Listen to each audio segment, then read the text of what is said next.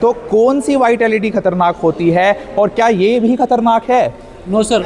और क्या पिछली सीट बेल्ट ना लगाई हो तो उसका भी चालान हो सकता है क्या? सनरूफ कितना सेफ होता है, कब ओपन करना चाहिए? अक्सर देखा है कि छोटे बच्चे सनरूफ खोलकर पूरी स्पीड में गाड़ी चल रही होती है तो सनरूफ खोल लेते हैं। कौन सा पेट्रोल हमें डलवाना चाहिए? क्या फ्यूल की क्वालिटी, पेट्रोल की क्वालिटी अलग अलग होती है? गाड़ी की माइलेज कैसे बढ़ाएं? कई लोग सर हमने देखा है कि सीट बेल्ट को इस तरह से क्लोज कर देते हैं कि सीट बेल्ट उनसे पीछे होती है और वो सीट बेल्ट के आगे हो जाते हैं। कौन से सीजन में टायर्स के अंदर कितना प्रेशर होना चाहिए और कौन सी हवा भरनी चाहिए टायर्स में? ये जो सामने एलईडी देख रहे हैं सर, इसमें ये बताएं कि वीडियो कब चलानी चाहिए, कितने स्पीड पर गाड़ी चलाएं कि गाड़ी मैक्सिमम माइलेज देती है? कार सेफ्टी की मैं बात करूं तो बैट 80 और 90 ड्यूरिंग द ड्राइविंग कोई भी इंडिकेशन मीटर पे आ रहा है, इट मींस इट ट्रेवल। गाड़ी की स्पीड के हिसाब से जो मोमेंटम फोर्स है वो ड्राइवर को सीट से उठा करके बल्कि आगे वेंट सील को तोड़ के बाहर भी निकाल सकता है। हमने म्यूजिक सिस्टम बाहर से लगवा लिया, हमने फॉग लैम्प बाहर से लगवा लिया, हमने और कई एसेसरीज बाहर से लगवा ली, तो उससे क्या क्या खतरा एक गाड़ी को हो सकता है? सर एक चीज ये बताएं, जैसे सीएनजी कई लोग फिट करवा लेते हैं अपनी गाड़ियों के अंदर, तो क्या वो सीएनजी भी कुछ जिम्मेवार है कुछ इंसिडेंट्स के लिए? कितना डिस्टेंस मेंटेन करना चाहिए एक गाड़ी और दूसरी गाड़ी के बीच में, ड्राइविंग के दौरान या फिर पार्किंग के दौरान या सीजन्स के अकॉर्डिंग? बहुत अच्छा पॉइंट किया आपने। सपोज आपकी स्पीड ओवर 100 है तो सर उसके लिए कम से कम 200 मीटर का तो क्या बाहर सर्विस करवानी चाहिए गाड़ी की, नहीं करवानी चाहिए? क्या डिफरेंस? सेफ नहीं।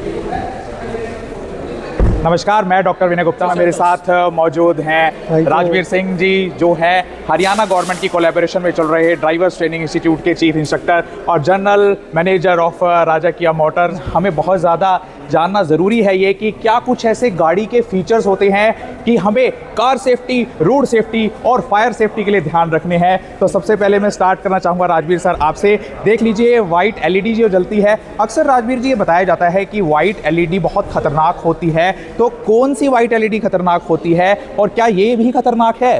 नो सर, ये जो सर कॉमन इक्विपमेंट होकर जो भी सर लेके आता है एलईडी, वाइट एलईडी सर बिल्कुल भी हार्मफुल नहीं होती है। जो भी कस्टमर आउटसाइड फिटमेंट्स करके जो लगवाते हैं हेलोजन बीम बल्ब्स, वो सामने वाले जो कार चालक होते हैं उनको ब्लाइंडनेस करते हैं। तो इस वजह से बाहर से कोई भी लगवाएंगे तो प्रॉब्लम जरूर क्रिएट करेगा और वो नुकसानदेह सर एक्सीडेंट का कारण बनेगा। हाँ, साथ साथ मैं सुजेस्ट करना चाहूँगा, गाड़ी के अंदर जो भी हेडलाइट है तो इसका बीम यूज़ करना आना चाहिए। डे में अगर हम देखें फॉगी सीजन काफ़ी है तो इसका बीम हाई रखें, लेकिन नाइट में जब भी फ्रंट के क्रॉसिंग होती है सभी को मैं एक सुजेस्ट करता हूं कि अपनी हेडलाइट का बीम लो करना ना भूलें। जी, तो अब हम आ जाते हैं हेडलाइट से थोड़ा सा इधर टायर की तरफ। तो ये बताएं सर कि कार सेफ्टी में अक्सर कहा जाता है कि टायर्स के अंदर एयर प्रेशर बिल्कुल सही होने चाहिए। क्या आप बताएंगे कि कौन से सीजन में टायर्स के अंदर कितना प्रेशर होना चाहिए और कौन सी हवा भरनी चाहिए टायर में प्लीज? यस, ये है, बिल्कुल है। गाड़ी के अगर टायर, किसी भी गाड़ी के टायर के ऊपर हम देखें, ये पूरा उसके ऊपर मार्क किया जाता है कि लोडिंग के अकॉर्डिंग कितना टायर प्रेशर मेंटेन करना होता है। लेकिन जो समर सीजन है इसके अंदर ऑटोमेटिक प्रेशर जो इंक्रीज होता रहता है और इसके लिए सुजेस्ट किया जाता है नाइट्रोजन इसके अंदर प्रेशर ही आप अगर फिल करेंगे तो टायर की लाइफ को आप मेंटेन कर सकते हो। जी राजवीर जी, आप जरा आए यहाँ इंस्ट्रूमेंट पैनल की तरफ आते हैं। हम इस गाड़ी के अंदर एंटर करते हैं। नई गाड़ी में बैठने का मौका हमें मिला आज यहाँ किया के सेल्टोस में। तो राजवीर जी जरा आप बैठे अंदर और बताएं कि पैनल में क्या कुछ चीज़ें ध्यान रखने लायक होती हैं और कौन सी ऐसे इंडिकेशंस होती हैं जो कस्टमर को ध्यान रखने चाहिए गाड़ी चलाते समय? दोस्तों, मेरा एक सुझाव है, जब भी गाड़ी आप परचेज करते हो साथ साथ में इसके क्लस्टर के ऊपर जितने भी इंफॉर्मेशन साइंस होते हैं, चाहे वो सेफ्टी स्विचेज हैं, चाहे वो वार्निंग लैंप कहते हैं, उसके बारे में मालूम होना बहुत ज़रूरी है ताकि आप टाइमली उसके ऊपर वर्क करके गाड़ी के अंदर कोई मेजर इंसिडेंट होने से आप रोक पाएँ। जी, तो आप बताएंगे जरा इस समय पैनल पे हमें क्या क्या चीजें दिख रही हैं और क्या क्या उनकी इंपॉर्टेंस है? इधर यस, अगर हम यहाँ पर देखें इसके अंदर करेक्ट दिया हुआ है कि आप डिस्टेंस जो है गाड़ी का कितना डिस्टेंस है, इसके अंदर बैटरी बैकअप क्या है आपके पास, इसके अलावा आरपीएम जो है वो कितना है गाड़ी का। अभी गाड़ी हमारी जो इंजन है अभी स्टार्ट हालत में है, इसका आरपीएम 0.7 जो है शो कर रहा है। किलोमीटर अभी 0 है गाड़ी का। जैसे जैसे हम गाड़ी को मूव करेंगे देन इसके ऊपर पूरे फीचर हमारे को शो होते रहेंगे। इसके अलावा अगर देखिए एक वार्निंग, बहुत इंपॉर्टेंट वार्निंग लैंप है, ये है सीट बेल्ट का। अभी मैंने सीट बेल्ट डाल रखा है तो एक ये अलार्म हमारे को मैसेज देता है कि सीट बेल्ट पहनना बहुत जरूरी है, जो कि हमारे जीवन को सुरक्षित रखने में अपना एक रोल प्ले अलग से करता है। जी, तो आपने जो सामने एलईडी देख रहे हैं सर, इसमें ये बताएं कि वीडियो कब चलानी चाहिए और वीडियो क्या चलती है? जब अक्सर देखा है हमने कि लोग गाने सुनते हैं, वीडियो चलाते हैं सामने वीडियो पैनल में, एलईडी पैनल में, तो वो गाने चलाने सेफ है या नहीं और क्या ये चलने चाहिए जब गाड़ी चलती है? थिंग इज सेफ्टी जो मैं बोलना चाहूँगा कि जो भी अभी कार हमारी कंपनी बना के दे रही है, ड्यूरिंग द ड्राइविंग कोई भी इंडिकेशन मीटर पे आ रहा है, इट मीन्स इट ट्रेवल। सो सिर्फ फोकस कहाँ रखना है कि आपके पैनल पे कोई भी इंडिकेशन नहीं आना चाहिए। आ रहा है तो आपको नियर बाई सर्विस पे कॉन्टैक्ट करेंगे, या फिर अपने जो आपके जो सेल्स पर्सन हैं उनसे कॉन्टैक्ट करेंगे, या फिर गाड़ी को ऑफ कर देंगे, क्योंकि ड्राइविंग के दौरान कोई भी रेड इंडिकेशन नहीं ऑन होना चाहिए। तो इस समय आप देख रहे हैं कि दो रेड इंडिकेशंस है यहाँ पर। एक तो हमारी जो ब्रेक है, पावर ब्रेक बोलते हैं सर इसको, पार्किंग ब्रेक है, वो ऑन है, और साथ में ये सीट बेल्ट हमने नहीं लगाई है तो सीट बेल्ट का इंडिकेशन यहाँ पर फ्लैश हो रहा है। तो रेड के इंडिकेशंस का मतलब है कि गाड़ी में आपने जरूर ऐसी कोई ना कोई गलती की है कि आप ड्राइविंग के समय अभी सेफ नहीं है। सर आप सीट पर बैठे हैं यहाँ पर, ये बताएं कि कई लोग सीट बेल्ट ही नहीं लगाते हैं, ये सोचते हैं कि अभी तो गाड़ी जो है हम धीरे ड्राइव कर रहे हैं, या कई लोग सर हमने देखा है कि सीट बेल्ट को इस तरह से क्लोज कर देते हैं कि सीट बेल्ट उनसे पीछे होती है और वो सीट बेल्ट के आगे हो जाते हैं कि हमने गाड़ी को चकमा दे दिया। क्या कुछ उसकी नतीजा भुगतना पड़ सकता है अगर आपने सीट बेल्ट सही तरीके से नहीं लगाई है? हाँ डॉक्टर साहब, जिस हिसाब से गाड़ियों को अभी स्मार्ट कर दिया गया है, इंसान भी अपने बिल्कुल स्मार्टनेस को यूज करते हैं। इसमें क्या करते हैं, सीट बेल्ट अपनी बॉडी से ना लेकर के पीछे से लेकर के सीट बेल्ट को ऐसे डाल देते हैं, जिसके पीछे जो गाड़ी के अंदर सेफ्टी फीचर्स दिए गए हैं, जिसको हम एयर बैग कहते हैं, एयर बैग ओपन हो जाएगा। लेकिन हम देखें गाड़ी की स्पीड के हिसाब से जो मोमेंटम फोर्स है वो ड्राइवर को सीट से उठा करके बल्कि आगे विंडशील्ड को तोड़ के बाहर भी निकाल सकता है। जिसने गाड़ी कंट्रोल करना है, अगर वही बाहर निकल जाए तो गाड़ी कंट्रोल कौन कर पाएगा, जिसके पीछे जान और माल दोनों का भयंकर नुकसान हो। जी, अक्सर हमने देखा सर कि सीट बेल्ट हम बहुत कम नोट करते हैं कि पिछली सीट पर भी होती है। देखिए दोस्तों, पिछली सीट पर भी सीट बेल्ट होती है। तो राजवीर जी, कितना जरूरी है? लोग तो लगाते ही नहीं है, अक्सर सोचते हैं कि चालान से बचने के लिए हमने अगली सीट बेल्ट तो लगा लिया, पुलिस वाला पिछली सीट कौन सा देख रहा है तो नहीं लगाते हैं। उसका क्या खामियाजा भुगतना पड़ सकता है? और क्या पिछली सीट बेल्ट ना लगाई हो तो उसका भी चालान हो सकता है क्या? डॉक्टर साहब, एक्चुअल अभी गवर्नमेंट काफ़ी सीरियस है, इसके ऊपर बहुत ज़्यादा फोकस किया जा रहा है कि सीट बेल्ट पहनना क्यों जरूरी है। भले कोई देखे ना देखे, लेकिन जीवन हमारा है, हमारे जीवन को बचाने के लिए हमने खुद अपना कह सकते हैं प्रिकॉशन खुद ने करना चाहिए। सीट बेल्ट हमेशा पहननी चाहिए। और पीछे एक बहुत बड़ा इंसिडेंट हुआ था टाटा मोटर्स से, जो मिस्त्री हमारे चेयरमैन साहब थे, हाँ जी, वो चल बसे थे, उसके पीछे लोगों को एक मैसेज मिला था कि जितना जरूरत आगे बैठने वालों को सीट पहनना जरूरी है, उतना ही पीछे बैठों को भी अपने जीवन को सुरक्षित करने के लिए सीट पहन। सर हमने देखा है राजवीर जी कि लोग क्या करते हैं कि कम खर्चे के चलते हुए कि चलो हमने म्यूजिक सिस्टम बाहर से लगवा लिया, हमने फॉग लैम्प बाहर से लगवा लिया, हमने और कई एसेसरीज बाहर से लगवा ली, हूटर्स लगवा लिए, हॉर्न्स लगवा लिए बाहर से, तो उससे क्या क्या खतरा एक गाड़ी को हो सकता है और गाड़ी ड्राइविंग के वक्त हो सकता है? देखो डॉक्टर साहब, एक चीज़ है, अगर बाहर से हम कोई भी चीज़ है बाहर से लगवाएंगे, कोई हॉर्न लगा दिया है, लाइट लगा दिया, कोई भी लगाएगा, तो क्या है, वायरिंग के ऊपर कुछ रेजिस्टेंस ज़्यादा पड़ते हैं, जिसके पीछे उसके कवर धीरे धीरे पिघलना शुरू हो जाते हैं, और दो वायरिंग अगर आपस में मिल जाए वहाँ शॉर्ट सर्किट बनता है, और शॉर्ट सर्किट ही एक आग का रूप लेकर आता है। जी, ये बताएं कि गाड़ी के अंदर ही समय हम बैठे हैं, कोई ऐसा आप सुझाव देना चाहें, सनरूफ कितना सेफ होता है, कब ओपन करना चाहिए? अक्सर देखा है कि छोटे बच्चे सनरूफ खोलकर, पूरी स्पीड में गाड़ी चल रही होती है तो सनरूफ खोल लेते हैं। जरा ओपन करें इस समय सनरूफ, जरा कीजिए। देखिए, तो सनरूफ जब खुलती है तो कई बच्चों की आदत होती है कि वो ऊपर एंजॉय करते हैं, तो कितनी स्पीड सेफ होनी चाहिए कि सनरूफ से बाहर निकल के हम ड्राइविंग के समय ध्यान रखना चाहिए हमें? देखो डॉक्टर साहब, एक है चलती गाड़ी के अंदर अगर डोर के साइड ग्लास को हम डाउन करते हैं, देखा होगा कितना प्रेशर एकदम हमारी बॉडी के ऊपर आता है, तो उससे बचने के लिए हम गाड़ी के डोर के ग्लास को अप करते हैं। सेम अगर सनरूफ आपने ओपन कर दिया, बच्चों को वहाँ पर खड़ा करते हैं, तो बाहर से किसी भी तरह का उसके ऊपर कोई मेजर इफेक्ट हो सकता है। जीएम साहब, आप कुछ और ऐसी चीज बताना चाहें लोगों को कि भाई गाड़ी के अंदर हम इस समय बैठे हैं कि what are the uses of interiors of the car, जो लोगों को नहीं पता है कि ये हो सकते हैं यूज इसके हमारी सेफ्टी के लिए, लोगों को पता ही नहीं है जिस चीज का। जैसे सर ने बताया था कि सीट बेल्ट का मेजर यूज क्या है। सीट बेल्ट के बिना हम कार चलाएंगे तो बिल्कुल भी सेफ नहीं है। ठीक है, उसके बाद जब भी हम कार ड्राइव करेंगे, सबसे पहले हमारा कार का क्लच मीटर चेक करेंगे कि इसमें कोई भी इंडिकेशन तो नहीं आ रहा है। इंडिकेशन आ रहा तो भी कार चलाना बिल्कुल भी सेफ नहीं है, क्योंकि अभी जो कार्स कंपनियां बना के दे रही हैं उनमें इतने सारे सेंसर्स और सेफ्टी प्रिकॉशंस दिए हुए हैं कि आपको कार से बाहर निकलने की ज़रूरत ही नहीं है। सब कुछ आपको पैनल पे दिया हुआ है। Air bag, brake system, tyre pressure also in available in your cluster meter also. ठीक है सर। उसके बाद क्या होता है, कोई भी कंपनी, जो हमारी कंपनी में किया की बात करता हूँ सपोज, तो रनिंग कार में वीडियो ड्राइव नहीं होगा हमारी कार में। ओके, सबसे बड़ा सेफ्टी है ये। यदि आपकी कार में पार्क न्यूट्रल में है, गियर और पार्किंग ब्रेक अप्लाई है तभी आप वीडियो अप्लाई कर सकते हो, वीडियो प्ले नहीं होगा। सर राजवीर जी, ये सवाल मेरा आपसे रहेगा कि अगर ड्राइवर सीट पर हम बैठे हैं और सीट बेल्ट हमने ड्राइवर सीट की लगाई हुई है, हमारे बगल में कोई व्यक्ति बैठा है और उसने सीट बेल्ट नहीं लगाई हुई है, तो क्या एयर बैग जब खुलेगा तो वो ड्राइवर सीट का ही खुलेगा या उसका भी खुल जाएगा? बिल्कुल डॉक्टर साहब, बिल्कुल डॉक्टर साहब। एक्चुअल अगर दूसरा सीट बेल्ट आपने नहीं लगा रखा है तो इफेक्ट उसके ऊपर भी जाएगा। सर इसमें सेफ्टी होता है, हाँ।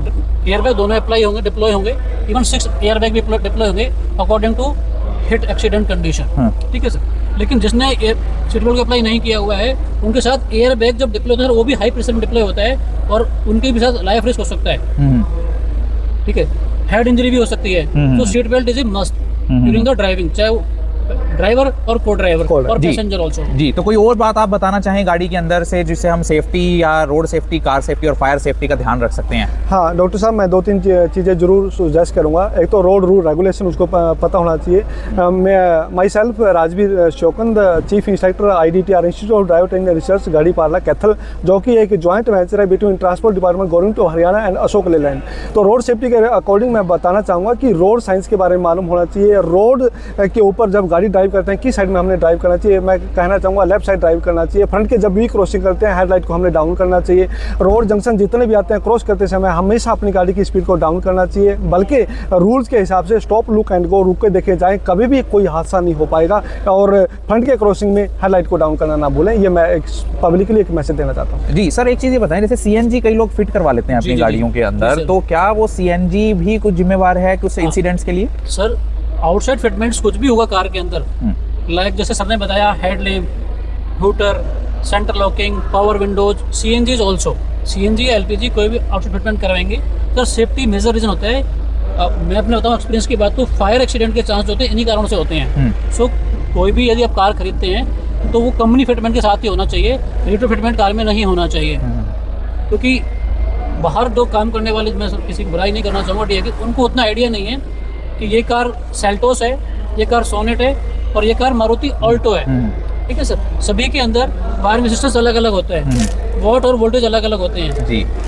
तो वो उसके अकॉर्डिंग उनको आइडिया नहीं है कि कौन सी गाड़ी में कौन सा इक्विपमेंट और कैसे लगाना है या नहीं लगाना है, वायर को कट करना है कि नहीं करना है। जब भी वायर करके कोई भी हम इक्विपमेंट लगाएंगे कार के अंदर फिट करेंगे एक्सरसाइज लाइक कुछ भी, तो वो फायर का बहुत बड़ा मेजर कारण रहेगा। तो आइए चलते हैं गाड़ी के बाहर और कुछ सवाल गाड़ी के बाहर से हम पूछेंगे राजवीर जी से, और जनरल मैनेजर हमारे साथ है शिवराम जी, उनसे।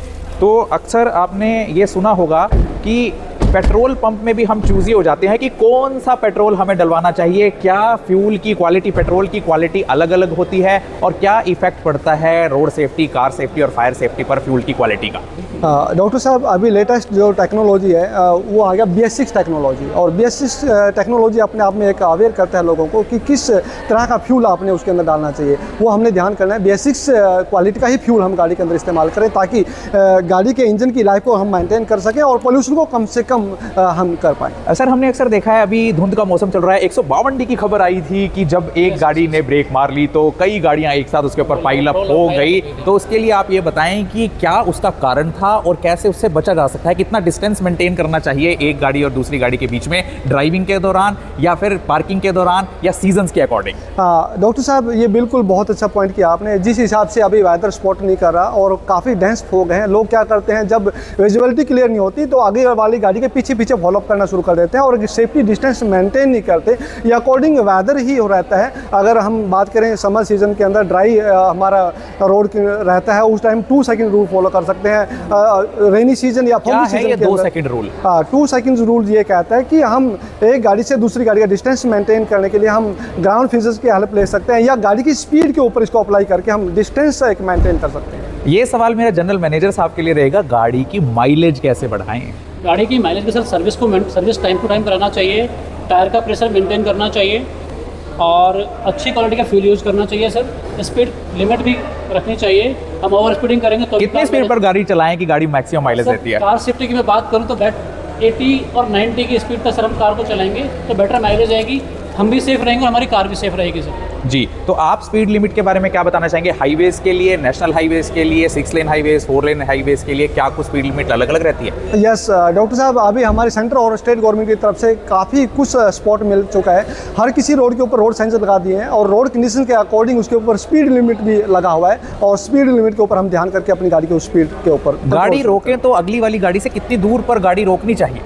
ये कहते हैं कि यस गाड़ी के स्पीड के ऊपर डिपेंड करेगा। अकॉर्डिंग टू स्पीड ये मैटर Yes. करता है कि आपकी कार की स्पीड कितनी है और उस स्पीड के अकॉर्डिंग ही स्टॉपिंग डिस्टेंस मेंटेन होता है। सपोज आपकी स्पीड ओवर 100 है तो सर उसके लिए कम से कम 200 मीटर का आप अगली वाली कार के साथ लेके चलेंगे, तभी जाके कार आपकी सेफ है। अगर आप सेफ नहीं है, अंडर 100 रहेंगे तो उसके लिए आपको 150 मीटर कम से कम डिस्टेंस मेंटेन करना रहेगा, तभी आपकी कार और आप सेफ हैं। शिवराम जी ये बताएं, जैसे हमारी कुछ सर्विसेज तो गाड़ी की कंपनियां दे देती हैं, जी सर। कुछ कस्टमर फिर सर्विस खत्म होने के बाद की जो फ्री होगी पेड होगी फिर हम बाहर करवाने लग जाते हैं सर्विस, तो क्या बाहर सर्विस करवानी चाहिए गाड़ी की, नहीं करवानी चाहिए, क्या बिल्कुल भी डिफरेंस? सेफ नहीं है सर बाहर सर्विस करवाना, क्योंकि बाहर जो लोकल गैराज के टेक्नीशियंस बैठे हुए हैं उनको इन कार की टेक्नोलॉजी के बारे में पता नहीं है कि इन कार में कौन से इंजन अभी कंपनियां लेके आ रही हैं, टेक्नोलॉजी में क्या क्या चेंज किया हुआ है, कौन सी कार के अंदर कौन सा ग्रेड का ऑयल यूज़ होना है, फिल्टर यूज़ होना है, ना ही उनको टाइमलाइन पता है कि सर्विस इंटरवल क्या है, फिल्टर कब चेंज होना है, डीजल फिल्टर कब चेंज होना है, ऑयल फिल्टर कब चेंज होना है, एयर फिल्टर कब चेंज होना है, वो मैटर करता है। यदि बाहर सर्विस कराएंगे तो वो एडजस्टमेंट करने की कोशिश करेंगे, कोई सी भी ग्रेड का ऑयल कोई सी भी गाड़ी में डाल देंगे तो डेफिनेटली सर वो हार्मफुल होगा इंजन के लिए। जी, तो आज किया मोटर्स ने, राजा किया कैथल ने डिलीवर की 21 गाड़ियां जिसमें 15 सेल्टॉस और 6 सोनेट्स शामिल थी। आशा करते हैं कि आपके लिए वीडियो नॉलेजफुल होगी। कुछ जो डाउट्स आपके मन में कार सेफ्टी, रोड सेफ्टी और फायर सेफ्टी को लेकर होंगे वो ज़रूर दूर हुए होंगे। इस वीडियो का मकसद प्रमोशन करना नहीं, अवेयर करना है, तो इस वीडियो को ज़्यादा से ज़्यादा शेयर और लाइक कीजिए। और मेरी तरफ से आपको यही मैसेज रहेगा, क्योंकि मैं नशा मुक्ति केंद्र कैथल में हूँ, कि गाड़ी नशा करके बिल्कुल ना चलाएं, क्योंकि ना केवल उससे आपकी जान जा सकती है बल्कि आप दूसरों के लिए भी घातक सिद्ध हो सकते हैं, साथ में उस आपका चालान भी कट सकता है। हमेशा होश में रहें, जोश में नहीं। Speed thrills but kills, better late than never. अगर आपने अपना नशा छुड़वाना है तो 14446 पर नशा मुक्त भारत अभियान से जुड़ सकते हैं। अगर नशे की तस्करी को पकड़वाना है तो 1933 पर कॉल कर सकते हैं, 90-508 91-508 हरियाणा पुलिस के नारकोटिक्स कंट्रोल ब्यूरो को कंट्रोल कर सकते हैं। और अगर आपके अंदर depression, anxiety, obsessive compulsive disorder, suicidal thoughts आ रहे हैं तो आप 14416 टेलीमानस हेल्पलाइन नंबर पर भी कॉन्टैक्ट कर सकते हैं। और हाईवे का जो हेल्पलाइन नंबर होता है सर, अगर मैं हेल्प लेनी हो तो क्या नंबर है? 112। तो 112 आप डायल करनी है अगर आपको कोई भी दिक्कत आ जाए। तो फिर से बहुत बहुत बधाई जनरल मैनेजर फ्रॉम राजा किया Kaithal and Shri Rajveer Shivkand who is from Ashoka Leyland drivers training institute Garhipada Kaithal, कि उन्होंने इतना अच्छा गाइड किया। ये पहली पहल किया मोटर्स की, राजा किया की अवेयरनेस की। मैं डॉक्टर विनय गुप्ता।